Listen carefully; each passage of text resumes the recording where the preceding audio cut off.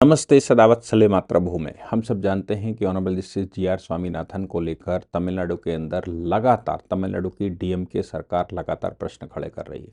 यहाँ तक कि वो महाभियोग की तैयारी के लिए भी पहुँचे थे और इसके अतिरिक्त वो मिले थे अधिकारियों से। एक लेटर भी उन्होंने सामूहिक जारी किया था। उन सबके पीछे का जो उद्देश्य समझ में आता था वो सिर्फ इतना है कि कोई डीएमके या अपोजिशन के पास कोई नंबर नहीं है, यानी कि वो महाभियोग के लिए कुछ भी नहीं कर सकते। महाभियोग लाना तो बहुत दूर की बात है, उनके पास वो प्रमोशनल नंबर भी नहीं है जिसके द्वारा महाभियोग लाया जाता है। तो ऐसी परिस्थिति में जब डीएमके के पास नंबर ही नहीं है, पूरी अपोजिशन के पास नंबर नहीं, अच्छा अखिलेश यादव साथ में गए या बाकी लोग साथ में गए और डीएमके का साथ दे रहे हैं, इसका क्या मतलब है? इसका मतलब बिल्कुल साफ है कि जो पुरुकुंद्रम मंदिर की बात करी जा रही थी या मुरुगन स्वामी के मंदिर की बात की जा रही थी कि भाई उस मंदिर का पूरा प्रभुत्व है, वो जो दीपक जलाना चाहते हैं वो दीपक जला सकते हैं। और वो पूरी पहाड़ी चूंकि 1926-24 के जजमेंट के अनुसार, वो 1923 के जजमेंट के अनुसार पूरी की पूरी पहाड़ी भगवान के नाम से दर्ज है, केवल दरगाह ऊपर बना ली है मुसलमानों ने।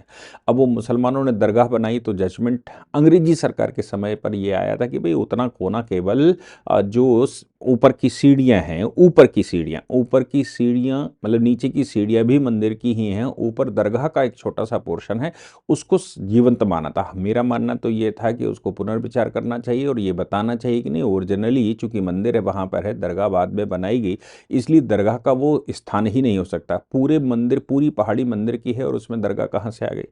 हालांकि वो विवाद इतना बड़ा कर दिया गया क्योंकि ऑनरेबल जस्टिस जी.आर. स्वामीनाथन लगातार, चूंकि हम सब जानते हैं कि चीफ जस्टिस के पास रोस्टर होता है और चीफ जस्टिस उनके पास ही केसेस भेजता है जो उस पर स्टडी कर रहे होते हैं, यानी कि उन विषयों को देख रहे होते हैं। चूंकि इस तरह के विषय ऑनरेबल जस्टिस जी.आर. स्वामीनाथन लगातार देख रहे, तो उनके पास उनकी अदालत में इस तरह के विषय जाते हैं लगातार।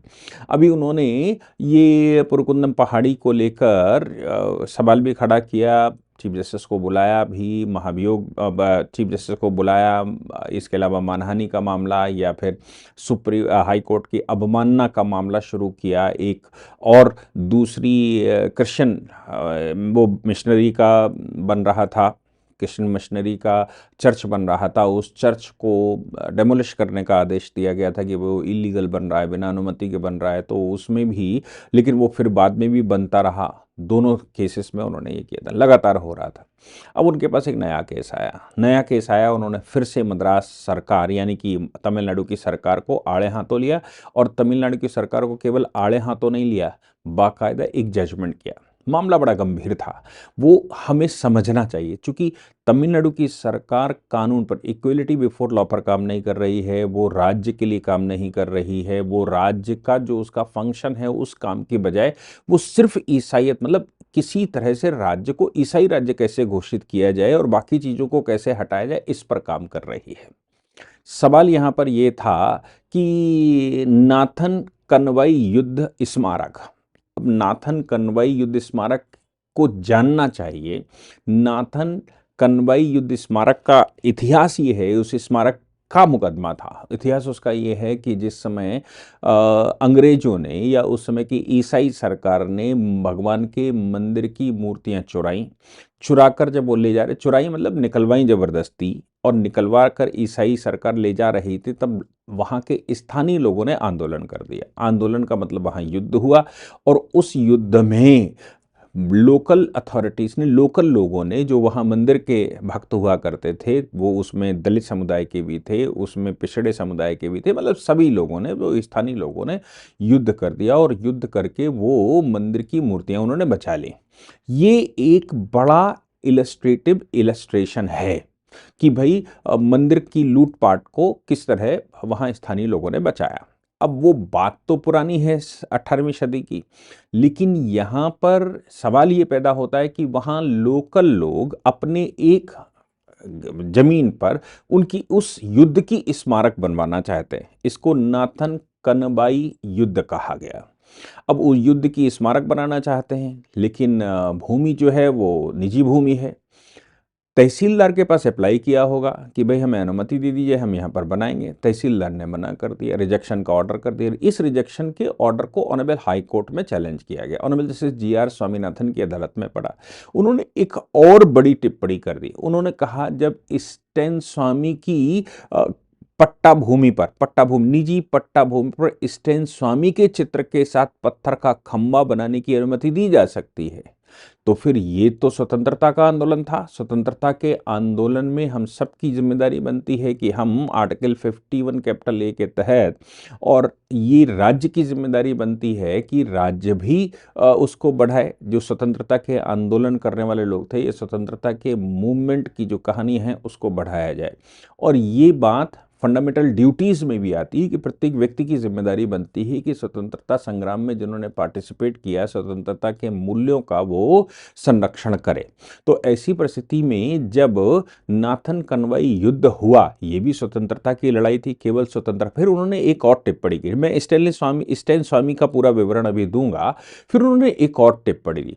उन्होंने कहा कि भैया इस मामले में एक चीज और ध्यान रखना चाहिए कि स्वतंत्रता के आंदोलन में केवल एक परिवार की महिमा मंडन मत करिए। देखिए ये बात उन्होंने कह के बड़ा गहरा तीर मार दिया कि किसी एक परिवार का अधिकार नहीं है कि उसका महिमा मंडन किया जाए, किसी एक परिवार की ही चित्रकला नहीं होनी चाहिए, किसी एक परिवार के ही मेमोरियल नहीं बनने चाहिए, किसी परिवार का ही ये सारा वो राइट नहीं है कि भाई उन्होंने ही स्वतंत्रता में भाग लिया और उनका ही नाम आना चाहिए। तो इसलिए ये बात याद रखना चाहिए कि इस पूरे मामले में हाईकोर्ट कहता है इस पूरे मामले में ये भी स्वतंत्रता के आंदोलन का ही पार्ट था। जबकि स्टैन स्वामी के मामले में उन्होंने कहा कि स्टैन स्वामी, हम मानते हैं कि कुछ आदिवासी ये मानते हैं कि उनके लिए वो लड़े, लेकिन यह भी सत्य है कि यूएपीए मामले में गिरफ्तार हुए तो जेल में ही उनकी मृत्यु हुई थी। अदालत ने तब टिप्पणी की कि यदि उस निर्माण के लिए कोई अनुमति आवश्यक नहीं है तो युद्ध स्मारक के लिए भी आवश्यक नहीं है। यह सत्य है कि समाज के कुछ वर्गों द्वारा स्टैन स्वामी को आदिवासी अधिकारों का वो माना जाता है, लेकिन तथ्य ये भी है कि वो कोरेगांव के केस में फंसे थे। कोरेगांव केस में उनके कंप्यूटर से सामग्रियां मिली थी और वो ये सब कुछ कर रहे थे। अब ये जो कोरेगांव वाला केस है, वो केस समझना चाहिए। कोरेगांव के केस में था क्या कि अच्छा, कोरेगांव में ये जो जो जो वो मनाया जाता है, वो मनाया भी किस लिए जाता है, ये भी एक बड़ा प्रश्न है। क्योंकि फादर स्टैनले स्वामी, ये स्टैनले स्वामी नहीं है केवल, ये फादर स्टैनले स्वामी हैं। फादर स्टैनले स्वामी मतलब ईसाईयत को बढ़ाने वाले, और आदिवासी क्षेत्रों में ये काम कर रहे थे, वनवासी क्षेत्रों में काम कर रहे थे। तो आप सब समझते हैं कि फादर अगर किसी वनवासी क्षेत्र में काम कर रहा होगा तो क्या कर रहा होगा, आदिवासियों को संरक्षित करने के लिए। इसका उद्देश्य मदद करना नहीं रहा होगा, इसका उद्देश्य सिर्फ और सिर्फ कन्वर्जन रहा होगा। ये कैथोलिक पादरी था, कहा जाता है आदिवासी अधिकारों के लिए काम कर रहा था। जन्म तमिलनाडु में ही हुआ था, ये तमिलनाडु का रहने वाला था। झारखंड में 30 वर्षों तक इसने कन्वर्जन का खेल खेला। बगैचा नामक एक सामाजिक रिसर्च और ट्रेनिंग सेंटर खोला और उसके माध्यम से जो जो आदिवासी हैं उनको मूल निवासी बताना, उनको ओरिजिनल इनहेबिटेंट बताना, बाकियों को बाहर से आ गया, ये सब कहानी वो करता रहा। ये जो पेशा कानून है उसके लिए भी उस व्यक्ति ने काम किया। लेकिन भीमा कोरेगांव वाला जो मामला है, एल्गार परिषद वाला, उसमें इसको गिरफ्तार किया गया था। और उसमें जब इन्वेस्टिगेशन चल रहा था तो इसके कंप्यूटर से भी वो सेंसिटिव चीजें मिली थी जो भीमा कोरेगांव के केस में ये इसको आतंकवादी लोगों से के साथ, अतिवादी माओवादियों के साथ जोड़ता है। अब भीमा कोरेगांव का केस समझ लीजिए। भीमा कोरेगांव का मामला क्या है, क्यों आखिर भीमा कोरेगांव में हर वर्ष ये कुछ लोग वहां जाकर वो मनाते हैं। भीमा कोरेगांव में हकीकत ये है कि उस समय मराठा सेना, आप समझिए, भीमा कोरेगांव में मराठा सेना लड़ने गई। मराठा सेना के लड़ते समय अंग्रेजों ने, यानी कि ईसाइयों ने, बड़े ध्यान से, वो अंग्रेज नहीं था, वो ईसाइयों से लड़ाई हुई भीमा कोरेगांव में। भीमा कोरेगांव में किसकी किसकी लड़ाई हुई? भीमा कोरेगांव में उस समय लड़ाई करने वाले मराठे थे, और मराठे और इधर से ईसाई थे। ईसाई लोगों ने कुछ लोगों को, जो भाई वहाँ भर सेना होती थी, सेना में लोगों को भर्ती किया जाता था। अब हम सब जानते हैं कि भारत में जिस प्रकार से भी ये अंग्रेज यहाँ पर बैठा, या ईसाई, अंग्रेज बार बार मुंह से निकलता है, ईसाई यहाँ पर बैठा और ईसाइयों ने भारत के लोगों को इस्तेमाल किया। फिर उन्होंने रिसर्चें करके ये तमाम तरह के डॉक्यूमेंट निकाल कर लोगों को भड़काया, तुम दलित हो, तुम अछूत हो, तुम शूद्र हो, तुम पिछड़ा हो, तुम अगड़ा हो, तुम साहूकार नहीं हो, तुम्हें क्षत्रियों के खिलाफ करना चाहिए। इसलिए देखिए वो तब से लेकर ठाकुर, एक ठाकुर था और ठाकुर का ये, एक ब्राह्मण था, ब्राह्मण का ये, तो ठाकुर ब्राह्मण यानी कि क्षत्रिय और ब्राह्मण, ब्राह्मण चूंकि पूरा इतिहास भारत का उठाकर देखेंगे कि ब्राह्मणों ने देश का नेतृत्व मतलब सलाहकार का काम किया है, रिसर्च का काम किया है, और विदेशी आक्रांताओं को रोकने का काम किया, भारत की समृद्धता कैसे बढ़े इस पर काम किया। और क्षत्रियों ने तलवार उठाई है, वो सैनिक हुआ करते थे, उनका काम था राज्य को सुरक्षित रखना, बाहरी आक्रांताओं से सुरक्षित रखना।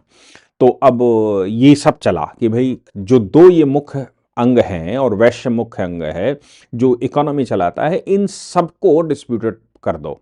अब चूंकि चाणक्य नीति को अगर आप पढ़ेंगे तो वो ये कहता है कि वैश्य कौन है, तो वो कहता है वैश्य वो हर व्यक्ति, अब देखिए ओरिजिनल डेफिनेशन, हर वो व्यक्ति जो समाज के लिए काम करता है, जो कृषि का काम करता है, जो बनियागिरी का काम करता है, जो कुछ भी लोगों के उदर पालन के लिए काम करता है, वो वैश्य है। अब इस वैश्य की आज की डेफिनेशन में तो 80% लोग वैश्य में आ जाते हैं, 20% जो यूनिवर्सिटी में काम करते हैं, जो डॉक्टर्स हैं, जो इंजीनियर्स हैं, ये केवल ब्राह्मण वर्ग में आते हैं, और बाकी सेना जो 25 लाख की है वो परिवारों को आप क्षत्रिय वर्ग में मान लीजिए। बाकी सब जो नौकरी करते हैं वो शूद्र वर्ग में आते हैं, मतलब उस समय के डेफिनेशन के अनुसार। तो आज की तारीख में ये उत्सव क्यों मनाया जाता है? उत्सव इसलिए मनाया जाता था कि वहां बाद में इन लोगों ने कहा कि भाई वो जो जो ईसाई सेना में लोग भाग ले रहे थे, ईसाई सेना में जो भाग ले रहे थे वो दलित थे, वो भारत के पिछड़ा थे, वो भारत के आदिवासी थे, और उन्होंने पेशवाओं को हराया था। मतलब आप सोचो, आक्रांताओं ने पेशवाओं को हराया था। उस बात को भीमा कोरेगांव में पेशवा हार गए थे, पेशवा हारने का उत्सव मनाया जाता है कि पेशवा बाजीराव हार कैसे गया था। पेशवा बाजीराव हार गया था और ईसाई सेना जीत गई थी, इस बात का वहां पर उत्सव मनाया जाता है। ये एल्गार परिषद, माओवादी समर्थित हिंसा और ये वो सब, हमने इसके बारे में खूब पढ़ा होगा। इस मामले में, भीमा कोरेगांव वाले मामले में, गौतम नवलखा, शोभा सेन, वर्णन गोन्साल्वेस और कुछ भारद्वाज, मतलब ब्राह्मण भी शामिल हैं, ऐसा नहीं है आज के ब्राह्मण शामिल नहीं है। ये वो हैं जो जेएनयू एंड कंपनी से या उसी तरह की शिक्षा लेकर आते हैं, जिनको इतिहास को मरोड़ कर पढ़ने की आदत है। अच्छा, यहाँ भी शासन ये ब्राह्मण ही करते हैं, मतलब जहां कहीं भी इस बात की बात करेंगे कि भाई ये दलितों के हित के लिए काम कर रहे हैं, ओबीसी हित के लिए काम कर रहे हैं, वनवासियों के लिए काम कर रहे हैं, ईसाइयत के लिए, मुसलमानों के लिए, यहां भी आपको मोस्टली सब ब्राह्मण मिलेंगे। कम्युनिस्टों में चले जाइए तो वहां सब आपको ब्राह्मण ही मिलेंगे। तो ब्राह्मण उधर से भी लड़ रहा है और ब्राह्मणों के खिलाफ लड़ रहा है। ये भी एक एक मतलब अजीब व गरीब भारत का चरित्र है जो देखने को मिलता है। तो इस मामले में जब हाई कोर्ट के पास मामला गया तो उन्होंने कहा कि ये बात सही है कि भीमा कोरेगांव वाले मामले में ये स्टेनले स्वामी पकड़ा गया था, यूएपीए का चार्ज लगा था, देश के विरुद्ध आंदोलन का चार्ज लगा था, एनआईए ने इसकी गिरफ्तारी की थी, इसके पास सेंसिटिव डॉक्यूमेंट्स मिले थे, इसके पास वो रिसर्चें मिली थी, जो ये रिसर्च करके लोगों को पढ़ाता लिखाता था, लोगों को समझाता था, देश के विरुद्ध भड़काता था।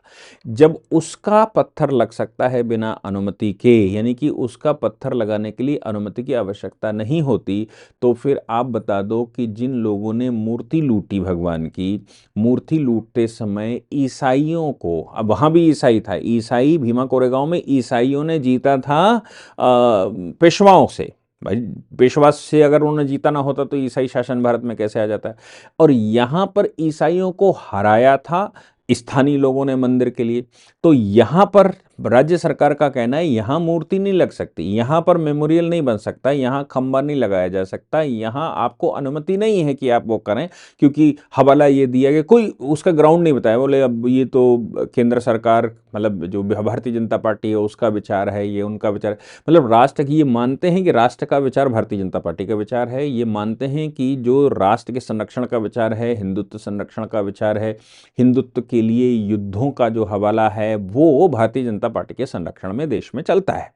देश को बचाने की जिम्मेदारी भारतीय जनता पार्टी की, ये वहाँ की राज्य सरकार ऑफिशियली मानती है। इसलिए उन्होंने कहा ये तो भारतीय जनता पार्टी का विचार है, या फिर अब तो वहाँ पर चुनाव होने जा रहा है और केंद्र का चुनाव होने की वजह से उस समय रोक दिया गया था और ये कर दिया गया था, वो कर दिया गया था। और अब जैसे जी आर स्वामीनाथन ने कहा कि अगर स्टेनलेस स्वामी की मूर्ति लगाई जा सकती है, उसके लिए वहाँ खंबा खड़ा किया जा सकता है, उसका मेमोरियल बनाया जा सकता है, जो कि यूएपीए में आरोपी था और उसकी मृत्यु जेल के अंदर हुई और वो जीवन भर ये सब करता रहा। वो सही बात है कि कुछ लोग उनको मानते हैं, जो मानते हैं उसके पीछे भी ढूंढना पड़ेगा वो किस लिए मानते हैं, क्योंकि कन्वर्जन करवाया होगा, मेरा मानना है इसलिए मानते हैं।